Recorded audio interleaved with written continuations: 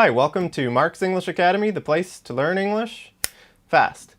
In this lesson, we're going to look at two news articles that have some pretty hard words, but I'm going to try my best to explain to you what those words mean.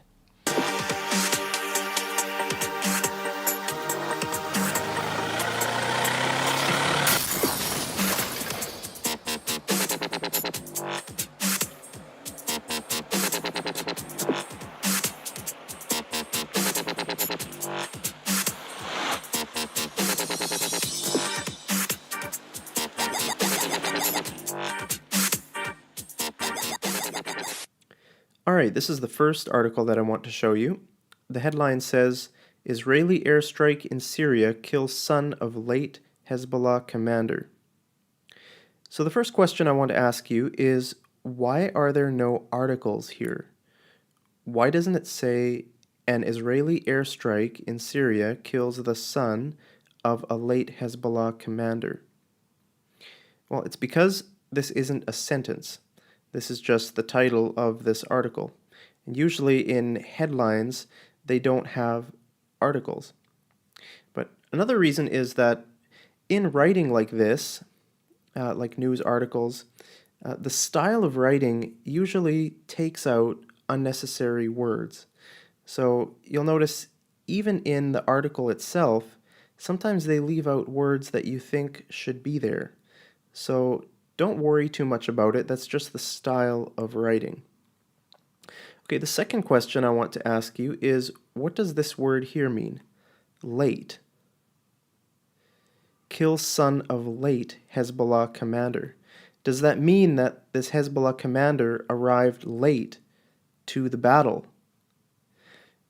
The Israeli forces killed his son because he was late. He wasn't there to defend his son.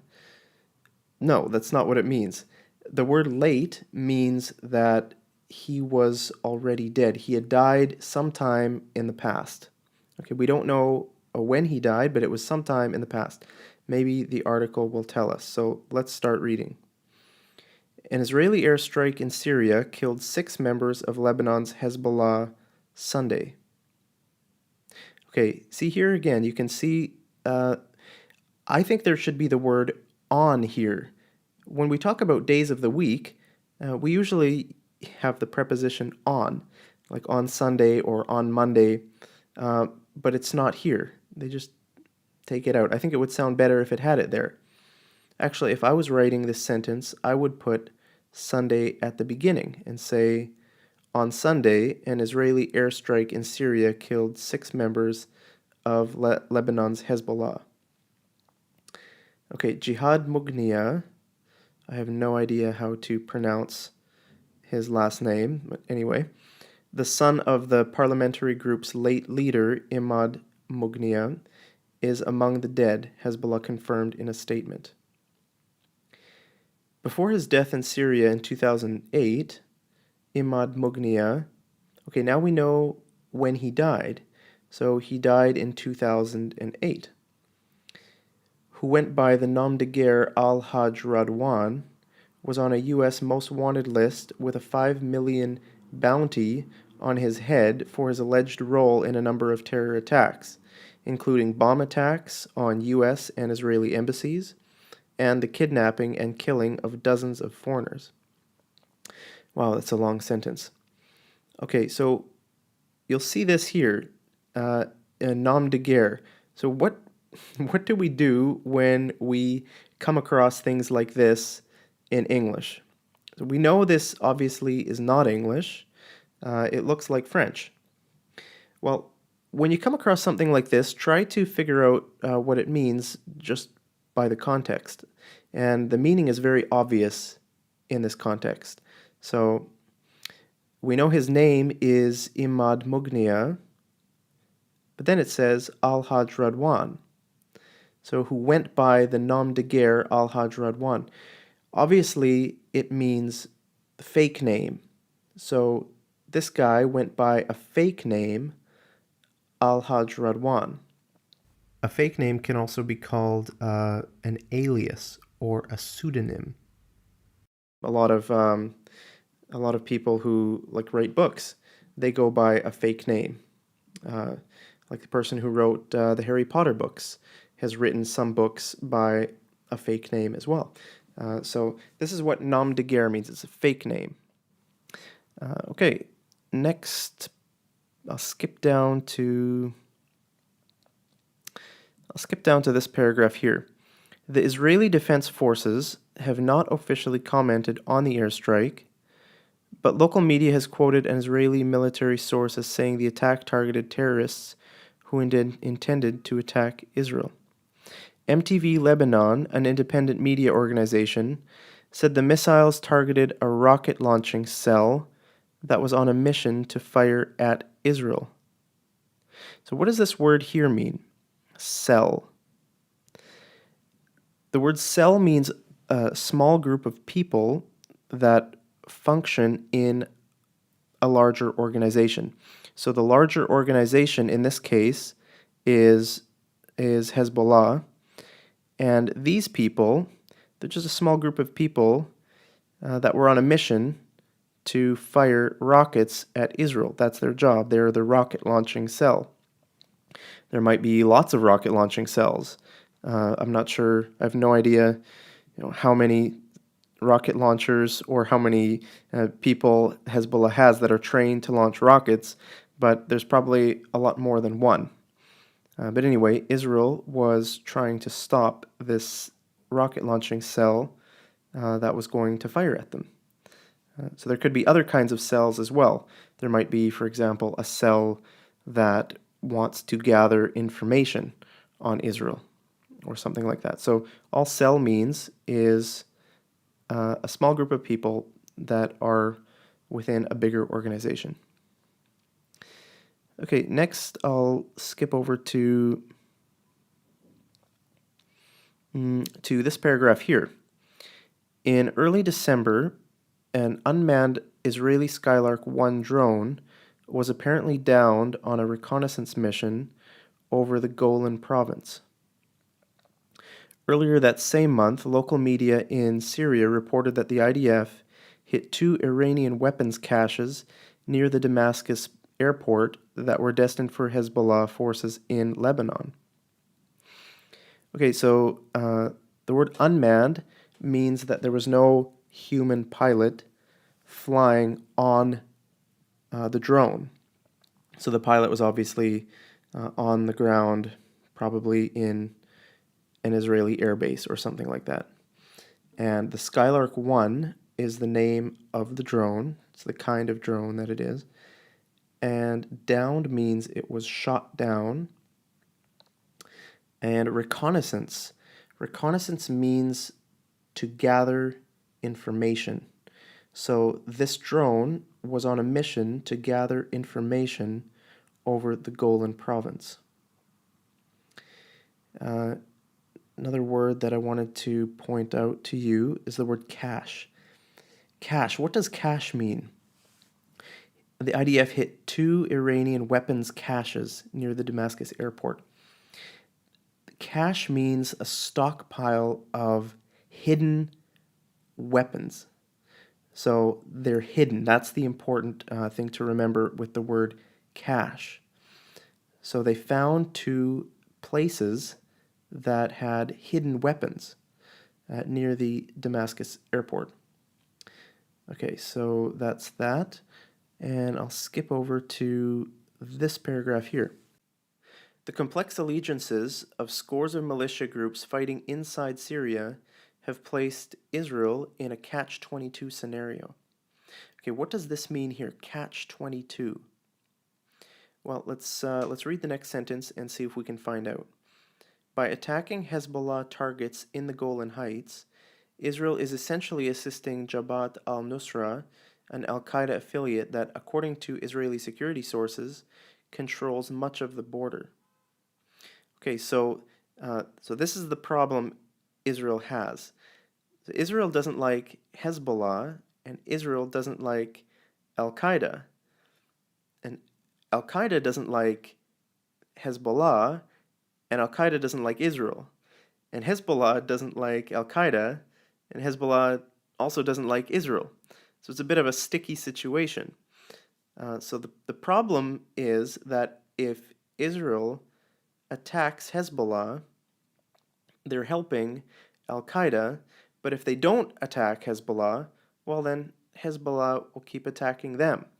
So that's called a catch-22 situation or catch-22 scenario. It's a frustrating scenario because both options seem bad. We call that a dilemma. All right, the next article we're going to look at is called Can Fat Be Beautiful? But first, it's sponsor time. This lesson is brought to you by nobody.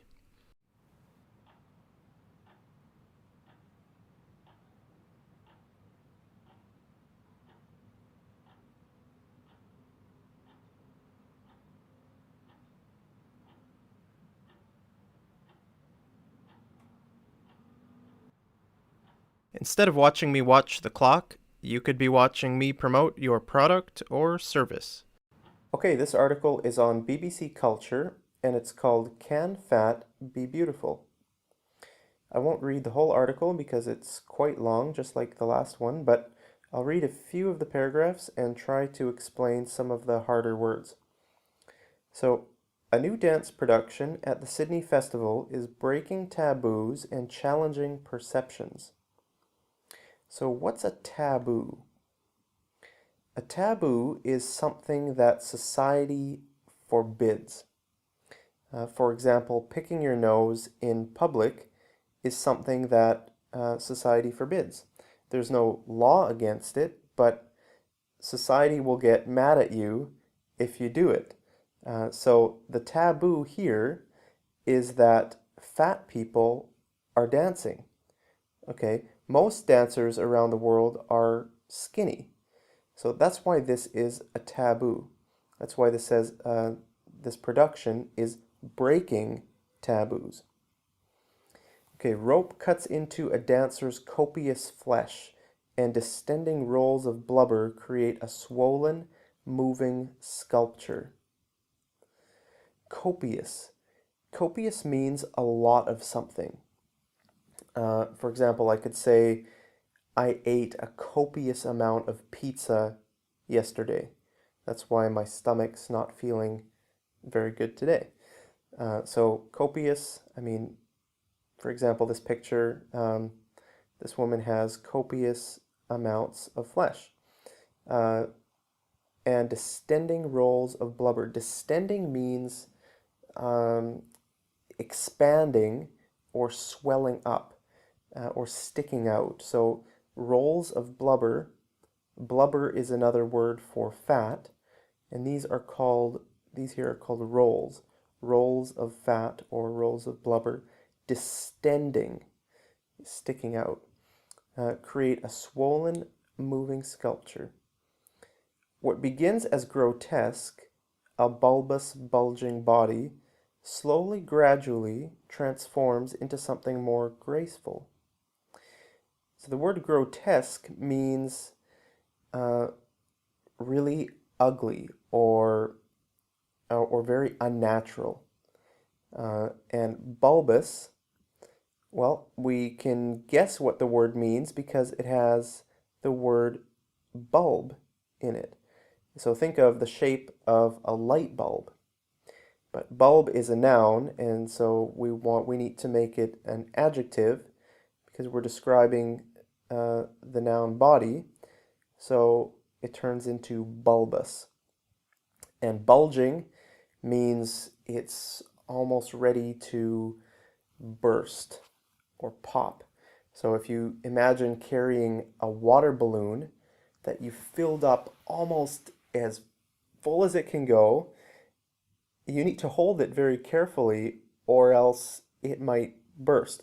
So that's what bulging means. Okay, Nothing to Lose, which premieres at the Sydney Festival on the 21st of January, is breaking boundaries by putting 7 plus-sized dancers on stage. The word premieres means that it's being shown in public for the first time. So if a TV show premieres, that means that it's being shown on TV for the very first time. And plus sized means bigger than average. So plus size, I'm not sure how women's sizes work, but plus sized might be, for example, size 20 would be plus sized instead of size maybe 4 or 5. I'm not sure what the average size is for a woman. Um, so the show hopes to challenge not only the way we think about fat bodies, but how we see them.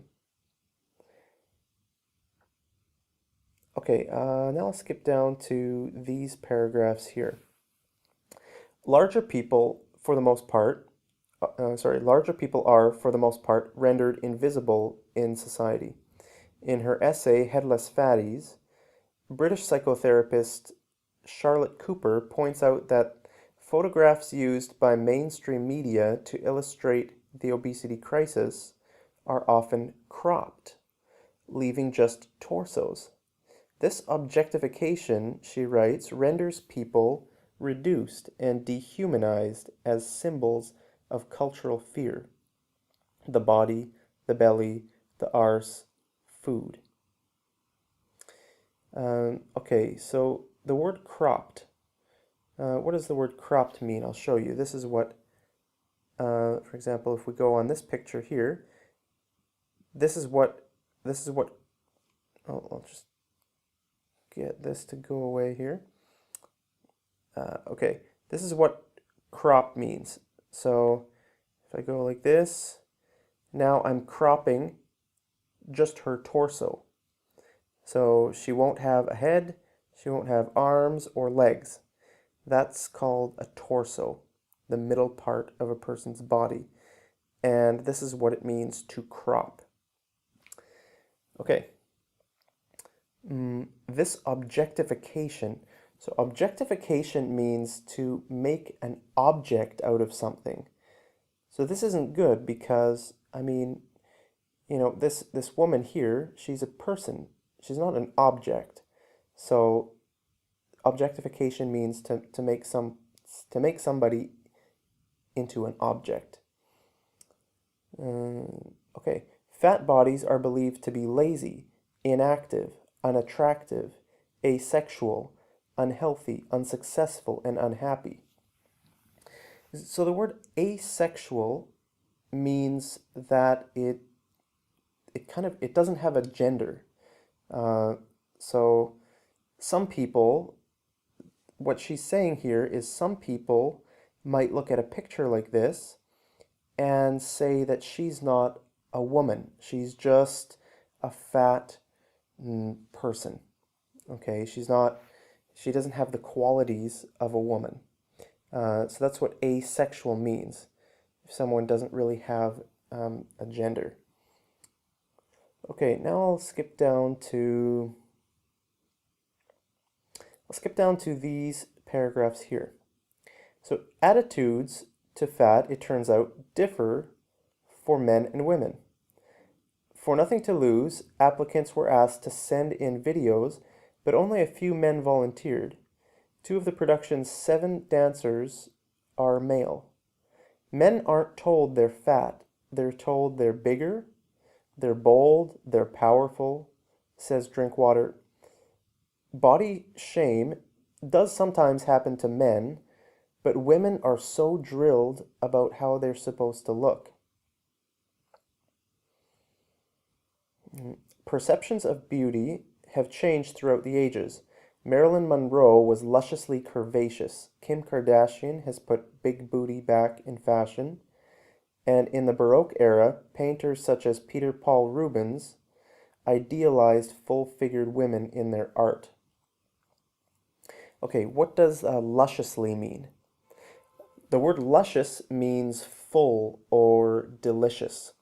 For example, I could say, I ate a box full of luscious strawberries. So it's a good word. So Marilyn Monroe was lusciously curvaceous. Curvaceous means having lots of curves. She wasn't super skinny. She had some curves to her. Kim Kardashian has put big booty. Booty means butt. And the Baroque era.